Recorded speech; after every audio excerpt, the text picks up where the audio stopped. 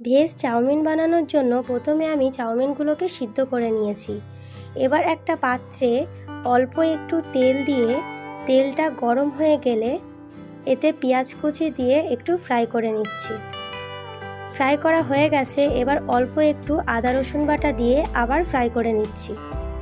এবার একে একে টমেটো কুচি, বাঁধাকপি, অল্প একটু লবণ, অল্প হলুদ গুঁড়ো, লঙ্কা গুঁড়ো দিয়ে ভালো করে মিক্স করে নিচ্ছি। এগুলো ফ্রাই করা হয়ে গেছে, এবার এর উপরে চাউমিন দিয়ে চাউমিনটা ভালো করে মিক্স করে নিয়ে কিছুক্ষণ ধরে ফ্রাই করতে হবে। ফ্রাই করা হয়ে গেলে অল্প একটু সয়া সস দিয়ে ভালো করে মিক্স করে নিলেই রেডি হয়ে গেল ভেজ চাউমিন। একদম অল্প কিছু উপকরণ দিয়ে এটা তৈরি করা হয়েছে।